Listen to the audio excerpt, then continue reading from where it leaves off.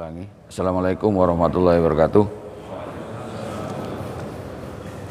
Para bapak, para ibu, jamaah salat subuh Masjid Darussalam yang saya hormati. Hari ini kita bincang-bincang masalah kesehatan, tetap mungkin tidak merasa bosan karena topiknya tetap corona. Jadi kami ingin menyampaikan data-data yang sempat kami kumpulkan, tapi mohon tidak mempertanyakan apakah data itu valid apa tidak, tetapi itulah yang sempat kami kumpulkan. Jadi berdasarkan dari ada posko, ada laporan dari kepala desa, ada laporan dari aparat desa. Kemudian kami di Dinas Kesehatan mengumpulkan data-data tentang corona ini sampai dengan kemarin siang. Itu yang tercatat ODR itu 14.857. Jadi ODR-nya satu kabupaten tercatat sekian, 14.857. Artinya ini orang-orang yang datang dari luar daerah, baik dia orang sini maupun orang yang bukan orang sini, yang berasal dari daerah-daerah yang kemungkinan bisa menularkan kasus corona ini. ODR. Kemudian dari sekian yang hadir, yang datang, yang kita data ini, maka data berikutnya adalah ODP. Sampai kemarin ODP itu jumlahnya 93. Dari 93 ini kita bagi dua, yang dalam pengawasan masih 46, yang sudah katakan lepas pengawasan itu 47. Artinya ini yang sudah lebih dari 14 hari. Ini masih dalam 14 hari. Jadi data yang tersedia ini. Yang PDP artinya orang yang menunjukkan gejala dan ada sesak tetapi belum terkonfirmasi, belum ada. Dan apalagi yang sudah terkonfirmasi belum ada. Ini data yang muncul begini. Mungkin ada yang bertanya, dari sekian kok hanya sekian? Ya inilah datanya. Jadi dari sekian yang orang-orang yang kemungkinan bisa menularkan, kok cuma 93? Ya ini datanya. Kami tidak bisa menjawab kenapa hanya 93 atau kenapa ada 93. Tapi inilah kenyataannya. Dari data yang kita ekspos ini, maka ada 6 kecamatan yang masih belum ada ODR-nya. 6 kecamatan, yaitu yang pertama Guluk-Guluk, yang kedua Ganding, yang ketiga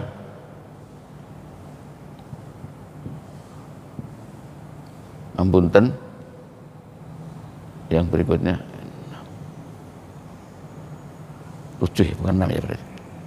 Ambunten, kemudian Manding,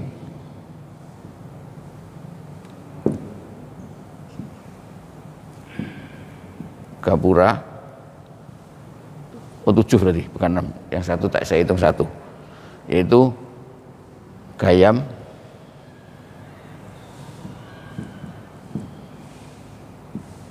Nonggunong. Ini 7 kecamatan ini yang minus ODR. ODP jelas tidak ada, ODR-nya aja tidak ada ya. Jadi 6 ini, 7, bukan 6, 1, 2, 67 ya. Yang lain-lain sudah ada ODR dan ada ODP. Ini data yang kita. Nah, kalau kita sekarang mencermati, dari sekian ada sekian yang masih belum ada. Berarti sebenarnya data-data ini akan terkonsentrasi di beberapa kecamatan. Ada kecamatan yang ODR-nya banyak, ada yang sedikit.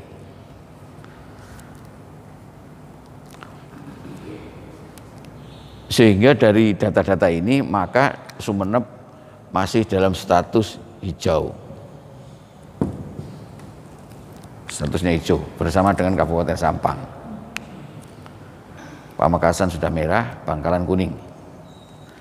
Kemudian semalam juga kita tambah lagi ada yang daerah merah, yaitu Ponorogo dengan mana ya, satu yang lupa saya.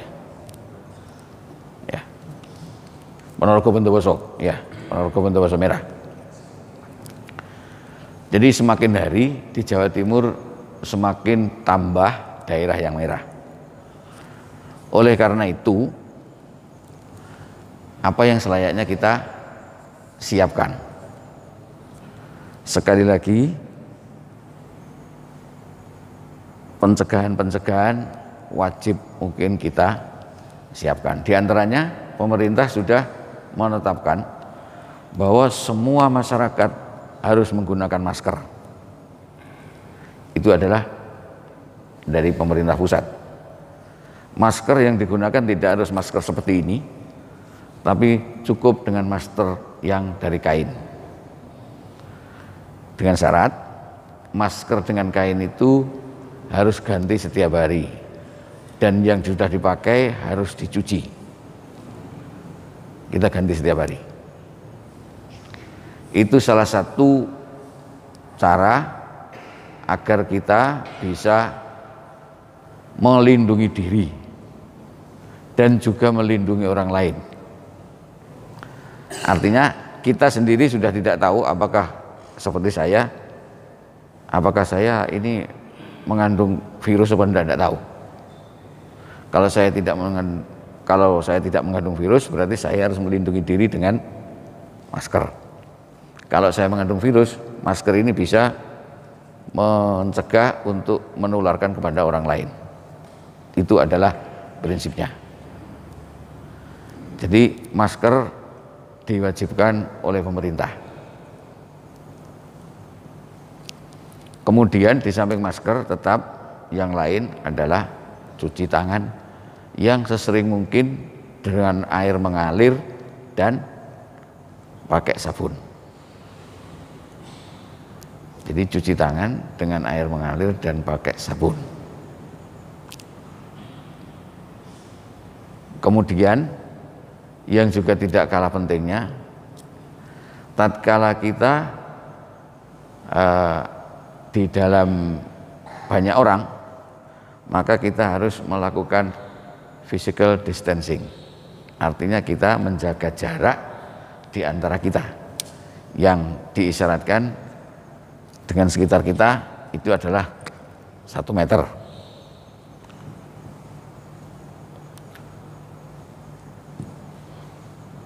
Jadi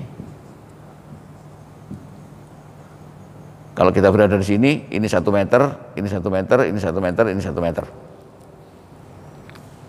Atau orang sekitar kita yang di sini juga begitu, 1 meter.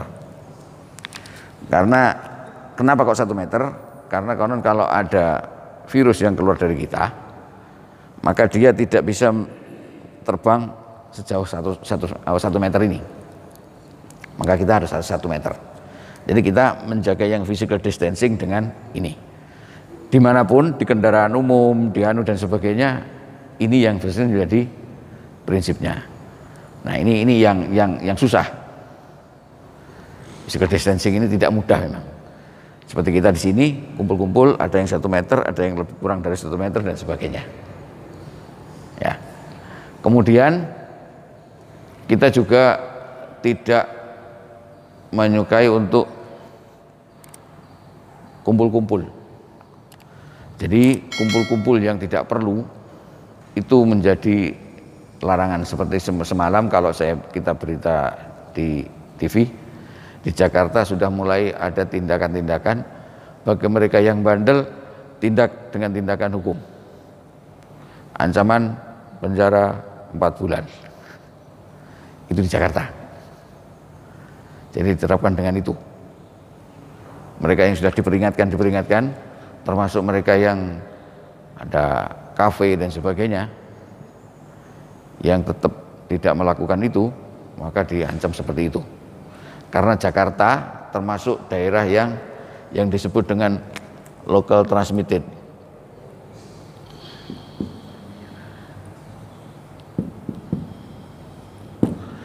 Local transmitted itu artinya setiap masyarakat di sana dinilai potensi menularkan corona. Sehingga tidak usah kalau di sini mungkin dari Surabaya masuk ke sini, maka ini orang yang diduga ODR. Tapi kalau di Jakarta antara orang dengan orang sudah sama-sama ODR ini. Setiap orang yang dari Jakarta dinilai sebagai ODR. Orang yang bisa menularkan corona. Surabaya juga demikian. Oleh karena itu muncul yang namanya pembatasan berskala besar itu. Artinya segala kegiatan kita tidak boleh lebih dari, kalau di Jawa Timur 10 orang tidak boleh lebih. 10 orang pun itu harus physical distancing dan ketetapannya seperti itu.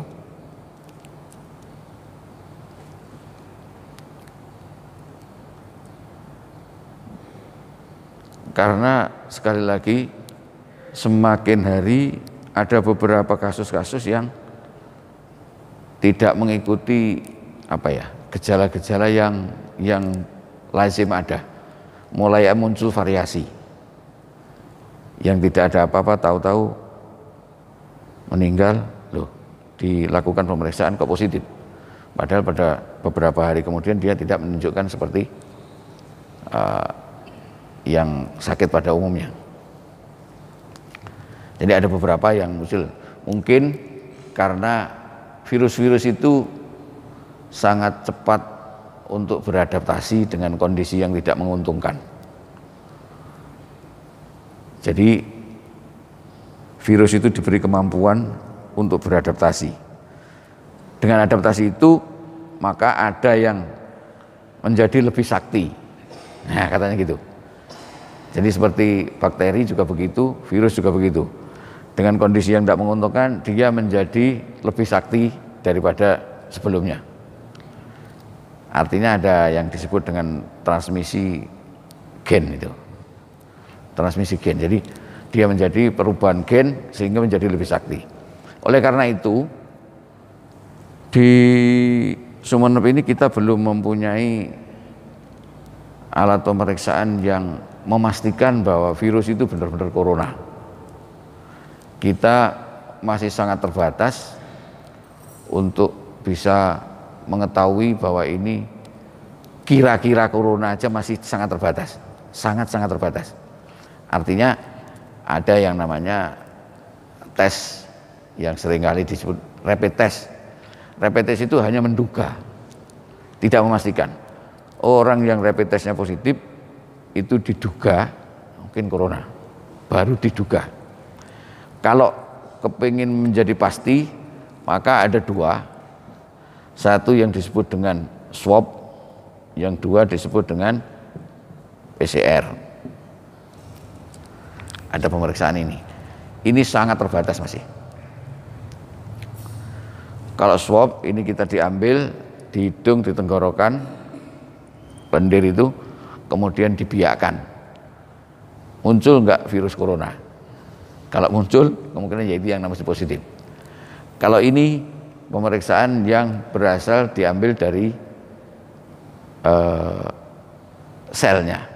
Jadi ketika di Wuhan itu muncul corona, maka dalam 3 minggu para ahli sudah bisa mengidentifikasi identitas genetiknya itu seperti apa virus itu.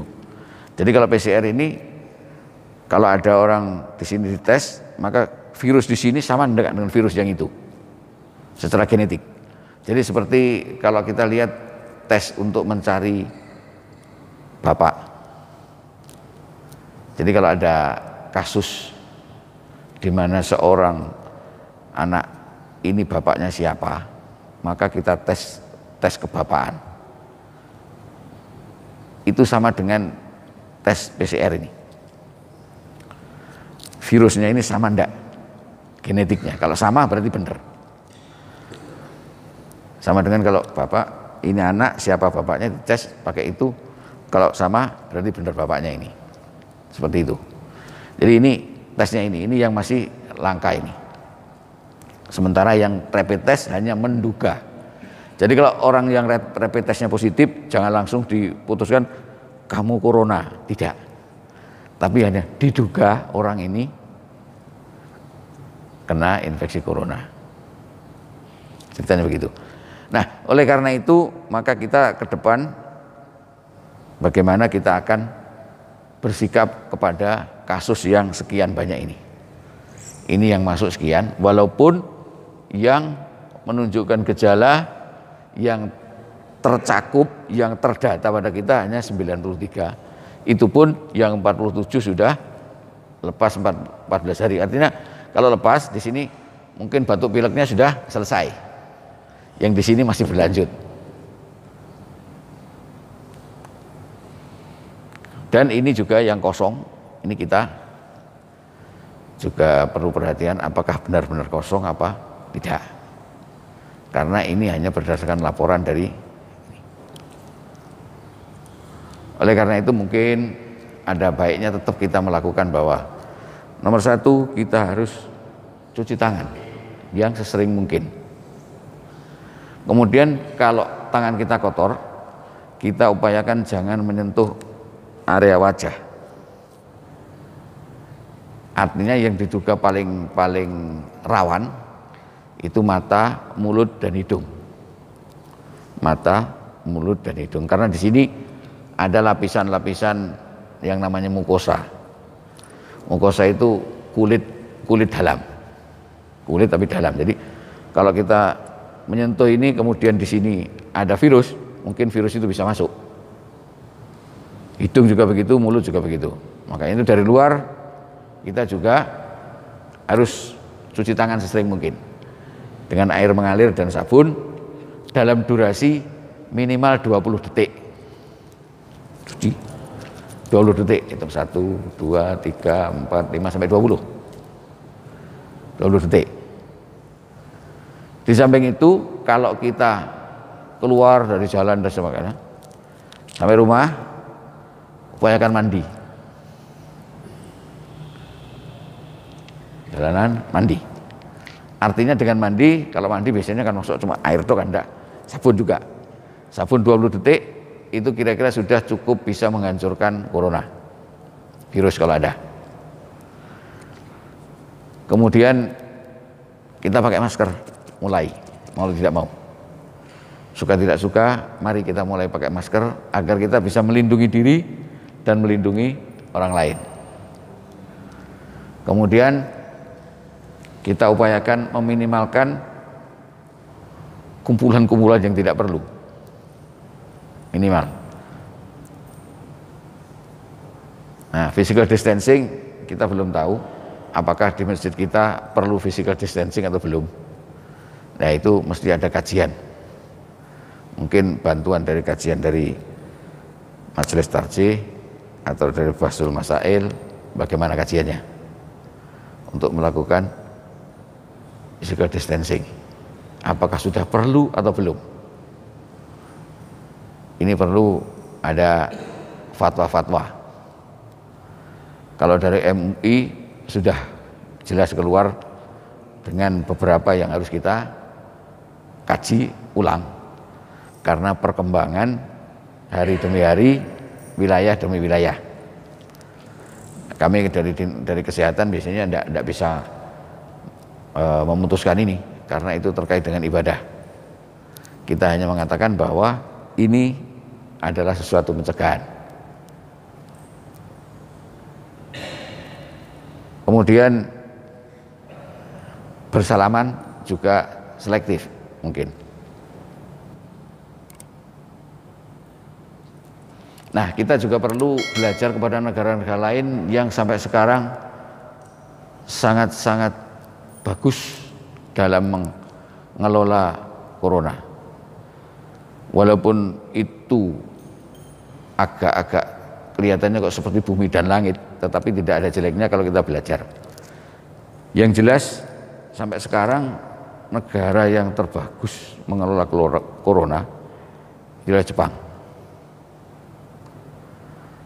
Jepang dengan pertama kali sudah kena bersama dengan Korea, tapi tidak tergoyahkan. Karena apa? Karena masyarakatnya taat kepada peraturan, taat melaksanakan aturan, dan mempunyai budaya yang mendukung. Itu orang Jepang. Sehingga dengan Tiongkok yang seperti itu, Cina seperti itu, kemarin tadi malam saya dapat berita dari grup kesehatan, konon Tiongkok lockdown kembali. Tidak tahu di kota mana yang lockdown itu. Ada yang lockdown lagi. Kita masih dalam kajian untuk lockdown, karena lockdown itu mahal. Tapi sudah ada kajian-kajian ke sana untuk lockdown. Dan mungkin negara yang tidak begitu kaya, bahkan mungkin tidak jauh dengan kita, ceknya bagus, Ceko bagus, Kuba bagus. Jadi ada beberapa yang mungkin kalau nanti kita mau browsing-browsing cari ceknya Ceko, Kuba. Yang jelas negara kaya Jepang, itu mengelolanya bagus. Sedang yang sekarang kabar angka fatalnya tertinggi justru USA. Kabar terakhir USA, Jerman, Italia. Tiga ini yang angka fatalisnya, artinya angka kematiannya tinggi. USA, Jerman, Italia tinggi. Makanya itu tidak ada jeleknya kalau kita mulai berpikir bagaimana mencegah. Karena apapun mencegah itu akan lebih murah daripada mengobati. Monggo nanti dilakukan kajian-kajian apakah yang perlu kita lakukan. Tapi yang jelas pemerintah sudah memerintahkan kita wajib menggunakan masker kalau keluar rumah. Kalau di rumah ya tidak perlu. Ya, kalau keluar rumah kita pakai masker, apalagi kita datang ke komunitas yang banyak. Kira-kira demikian yang bisa kami sampaikan. Informasi terakhir, kondisi Sumeneb masih hijau, tetapi tetangga kita sudah merah. Dan di Jawa Timur sudah banyak yang merah. Dan mungkin ada para jamaah yang punya saudara di Jakarta, bagaimana kondisi Jakarta yang sesungguhnya mungkin tidak seindah apa yang diekspos di televisi. Kabar macam-macam. Jadi Gubernur Jakarta cukup kalang kabut karena membuat kebijakan ada yang menentang, ada yang mendukung. Maka sekarang ada beberapa daerah yang kelihatannya ngotot bahwa saya harus lockdown. Seperti di Sorong itu lockdown, seperti di Tegal itu lockdown kemudian dibuka sedikit. Kalau Surabaya pembatasan aktivitas masyarakat sudah dilakukan. Surabaya.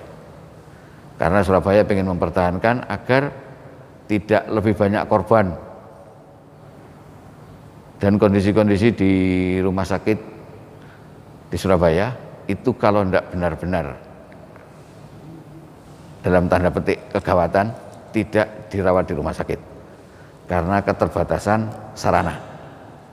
Jadi di kesehatan kita sangat-sangat terbatas sarana-sarana untuk pelindung diri. Artinya petugas kesehatan untuk melindungi diri agar tidak ketularan ketika merawat pasien, itu sarananya masih sangat terbatas. Maka dari itu tidak salah kalau sudah ada sekian korban dari para dokter dan para perawat. Secara nasional kalau saya tidak salah sudah ada 28 dokter yang dalam tanda petik menjadi korban corona. Ada perawat, ada berapa lupa saya perawat berapa. Itu karena kita bekerja tidak dengan alat pelindung diri yang cukup. Kira-kira itu, moga-moga kita ke depan bisa mengambil sikap bagaimana misalnya khusus di masjid ini apa yang akan kita ambil keputusan. Kita perlu kajian-kajian berdasarkan data dan juga berdasarkan hukum-hukum yang sesuai. Mungkin itu yang bisa kami sampaikan. Kurang lebih mohon maaf. Assalamualaikum warahmatullahi wabarakatuh.